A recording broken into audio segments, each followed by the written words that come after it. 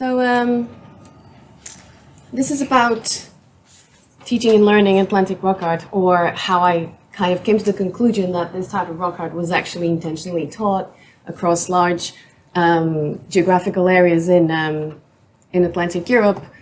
What I'm going to give you just a brief overview of what Atlantic rock art is, because I don't know if you're all familiar with it. What I'm going to present here today is basically what came out of my PhD project, which finished a couple of years ago.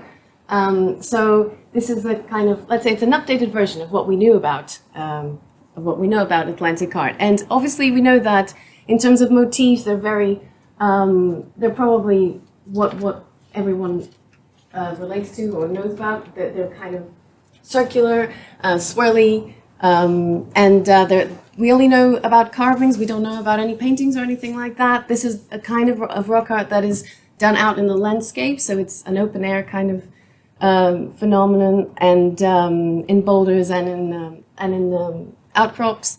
I think that there is this idea that Atlantic rock art is very complex, but in fact what I found is that you have one or two rocks that are incredibly complex, but then everything else around that tends to be really simple. So one or two motifs in one surface, or the repetition of one same motif over and over again in that same surface. So there's a low variability of motifs. What I found is that there is very specialized details in the making of this rock art, which then led me to conclusions that I will be talking about later. So let's say that we're not really looking at something that is obvious. We're actually looking at something that, in the end, I call an art of illusion, because we tend to think that this is cup and rings, cup and rings, cup and rings, but effectively they're not. There's a lot of variation in there that indicates that people were putting a lot of nuance into the carvings that they were doing. So yeah, and there's also this idea of this type of rock art being in the landscape, being something public. Well, it's not, or certainly that's what I found. Some of them are quite obvious, some of them are quite evident, but this, if you take into consideration that the grooves tend to weather very quickly, that a lot of these rocks are very low horizontal surfaces flush with the ground that tend to get covered up by vegetation. So there is this kind of idea of hiding behind it. So in terms of location, this is some other researchers include other areas of Europe, but I tend to kind of focus on England, Scotland, Ireland, Portugal, and Spain, which ended up being my study areas as well, because this is where I find that the rock art is consistent. This is where I find that a certain number of traits are present consistently, and so as you can see from the pictures, they are all very similar.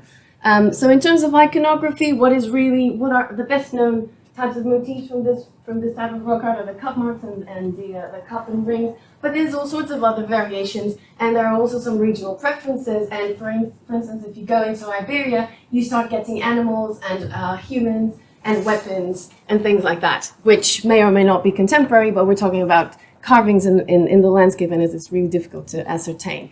Again, going back to chronology, traditionally, this type of rock art was considered to be something from the Bronze Age. And this is basically because in the British Isles, we get a lot of these carved rocks with certain elements, so cup marks and cup and rings within these prehistoric monuments. And so people just, assume directly that they would be Bronze Age. And also in Iberia, you get them carved alongside the figurative art, so the weapons that are very detailed and provide a good sense of chronology. However, recently, sorry about that, there's been a reassessment of this historical information. There's been excavations around some of the rocks, and there's also been some unexpected finds, like this cup and ring that came out from the Ness of Brodgar in Orkney, that are kind of contextualized. So I think that we are now sure that this is a Neolithic phenomenon that kind of lasted into at least the early Bronze Age. In terms of approaches to Atlantic art, and I'm going to talk about this because this will explain why I kind of diverted from these traditional approaches. Well, we have until, say, the 1980s, is a more kind of culture history tradition where people are looking into this as more into like meaning and trying to figure out chronologies and style and creating these really tiring typological tables that really provided very little information about what this Atlantic art is. Luckily for us, in the 1980s, we get Richard Bradley and his landscape approach that really revolutionized the way that we tend to look at rock art in general, but very specific Atlantic rock art, because that was also his theme. So we now are concerned about contextualizing Atlantic art. We want to know why were people doing it out in the landscape. We want to know its function, if possible. So there are theories about how it's connected to like organizing territory and like routeways and things like that. I think that academically I'm kind of a landscape archaeology person, but I thought that it was really important to look at this type of Atlantic art in a different perspective, because I think that we really don't know much about it still. There's a lot of really important questions and simple, like who were making them, why and when, that we still haven't answered. And so I did kind of did explore a little bit concepts like style and tradition, and I found that they weren't very useful for me. So what I did was I ended up looking at Atlantic art as an assemblage because I wanted to develop a multiscalar approach, a relational approach where I could look at all of the components of the rock art, so from the motifs down to the landscape, and also look at the chaîne opératoire, the materiality, but also the behaviors and the actions behind it, the gesture that people were using to create this rock art. And also I was interested in kind of the interaction between people and the rock art, so not looking at just the static kind of carved rocks. And so this gave me a more detailed concept of Atlantic rock art, and also it enabled me to include Atlantic rock art in this wider narrative of European prehistory. And I think that when we study rock art, I think that we are slightly neglected from mainstream archaeology, because I think that people don't really want to engage with rock art because it's funny and it's difficult. And I think that, you know, rock art is part of these people's lives as well. And so I thought that it was important to actually include that and kind of try to place Atlantic rock art in this wider kind of narrative. So I kind of developed this methodology that allowed me to look at or compare all the regions that I had, because I'm going to show a slide next, but I had 5 different regions, very kind of far apart. And so I wanted to know what was if there were any patterns in terms of landscape location. I wanted to know how the rock art was interacting with the rock surface. And I wanted to go back into the motifs, which had been neglected because there is this stigma about those typological tables that I was telling you about. Please don't show me 5 minutes yet.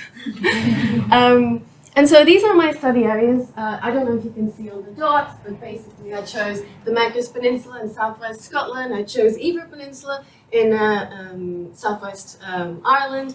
I have Rumbles Moor in York, Barbanza in Galicia in Spain, and Montefado in Portugal. And they all have very similar types of rock art. So if you look at it overall, this looks like, you know, the same thing really. But when you actually start looking into the details, you start identifying these regional variations and these very, very fine details that show you that there is a difference, you know. There is a difference in the rock art that they were doing in these regions, despite all the similarities. And this was really puzzling.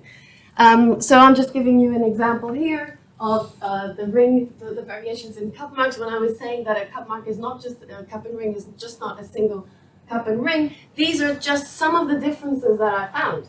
So when you look at it, also because the grooves are very weathered, and you know, if you're very lucky and you have really good light, you might have a glimpse of this in the field, but otherwise it's really difficult to kind of identify these differences. So 3D technologies really had a very important input into this as well. Also, I was able to identify different types of carving techniques, and again, so it's all pegged, it is pegged, but there are variations, and there are also preferences in terms of these variations. And these preferences were starting to give me some regionality as well.